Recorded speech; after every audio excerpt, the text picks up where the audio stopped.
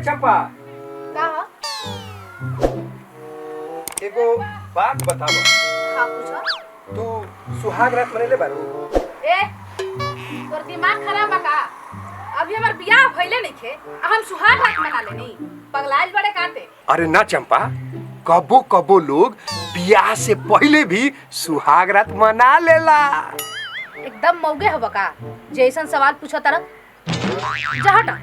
अरे कुछ हूँ तो जानकारी होई नू। ई हम कैसे बताई कि सुहाग रात कैसे मनावल जाला? कोई बात ना, लेकिन हमरा सब मालूम बा। हमर गुरुजी बारे ना सब हमरा के सिखा के बता के गइल बा। तो हम का करी? अरे जहिया बियाह होई तहिया मना लीह। इहे तो तहार सखी के समझावत रहे, लेकिन का करी गरम हो गई। अरे कोनो कुंवार लड़की के सुहाग रात मनावे के सिखइब तो का करी? आरती लेके आ तहार पूजा करी। अरे हम रहती ना तो मार के तहार लोलवे पूछ। तहरा का हो गई? हमरा कुछ नहीं के भाई, तू जा। ठीक बा, इहो गुस्सा आ गई।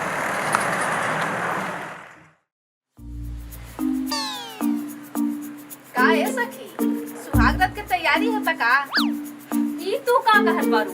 अरे राजा तो हमरा से इहे कहत। करा तो बातें मत करा, सुनबू तो दिमागे खराब हो जाई। अरे ऐसा का कह देलस कि जो सुनब तो दिमागे खराब हो जाए? सुना चाहता रू? हाँ तो सुना। सुनावा।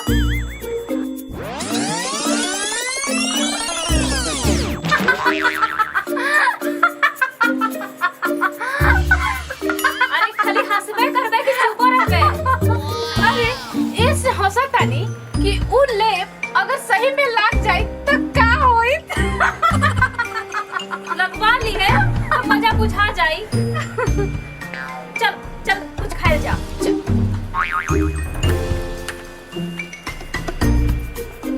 चल माई, का ह? ए माई, अरे का ह रे? बड़ी जोर से भूख लगल बा माई, कुछ खाला दे दे। का खइबे? सुहाग रात हैं? ई कौन खाना ह रे? जल्दी दे ना माई, अरे का दी?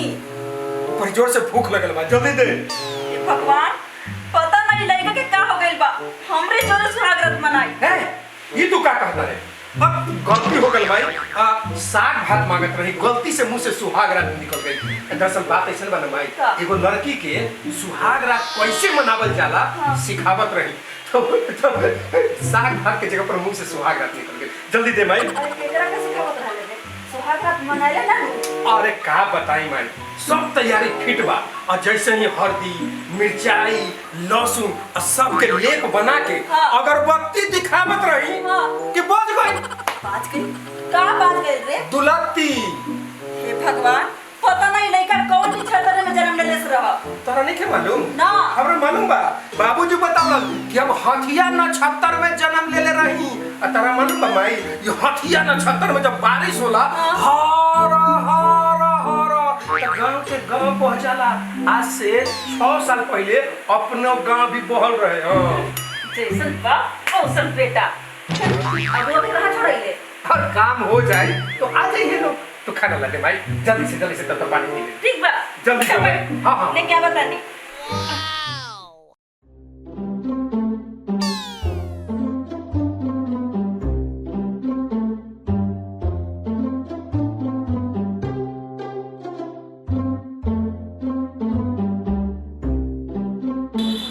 डब्लू भाई, हाँ अगर दान दहे से ज्यादा सोना निकल जाए तो का करे के बा? करे के बा घरे लेके चल जाई। ठीक बता। ए डब्लू भाई, हाँ कितना में निकल जाए? तो सवेरे नु पता चली कि कितना निकलल। इतना निकल जाओ कि कमाए धमाए के ना पड़े। हाँ अपनी घरे ले जा करके आ राजा महाराजा ऐसा जिंदगी बिताई बा। हाँ हाँ ए टकलू भाई, हाँ हमरा नु एगो दिमाग में बात होता। कह का बात बा? कहनी नु कि नाव के तो हमनी के रातों रात पूरा माटी के मतलब नीचे के सोना निकाल दोगे ना तो सवेरे लोग जे जे देखी सब लोग आप हिस्सा मांगे लगी।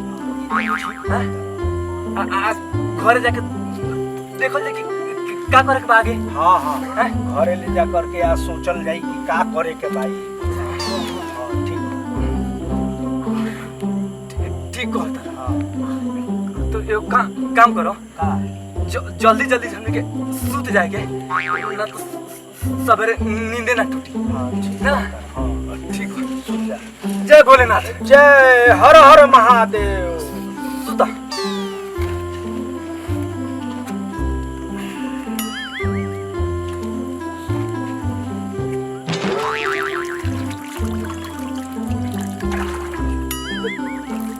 थोड़ा मोड़ दे जल्दी जल्दी।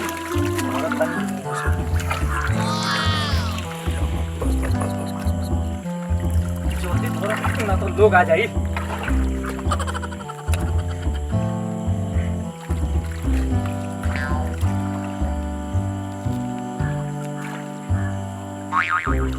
तुम भगई हो गई तुम भगई और देख लो नीचे बचकना चाहिए। सुनो ना चलो जल्दी भागो। बस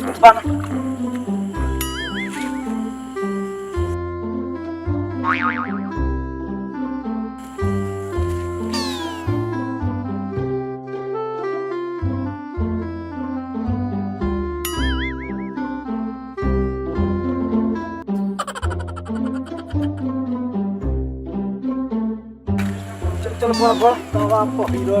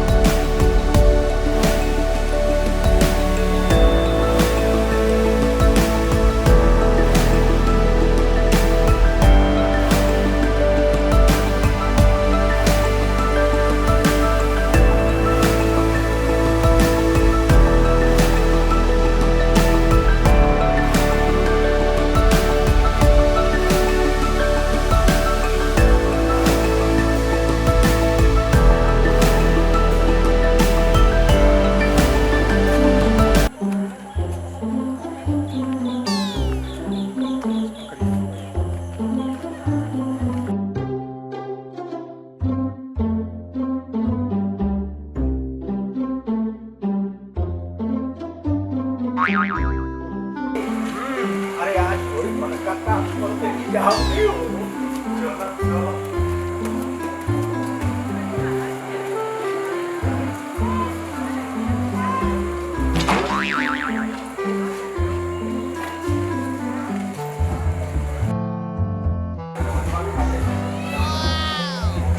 चलो काम हो गई। हाँ बहुत बड़ा काम हो गया। चलो अब सूत जाइए। से तो थाप गई मानी जा। चलो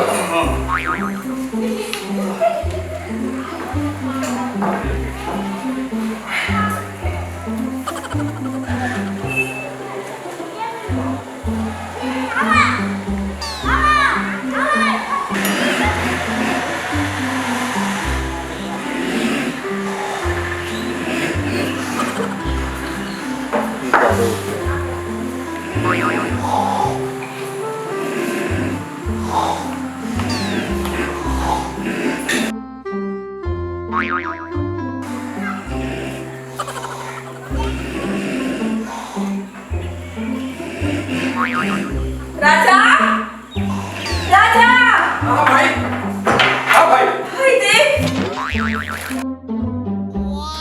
अरे साला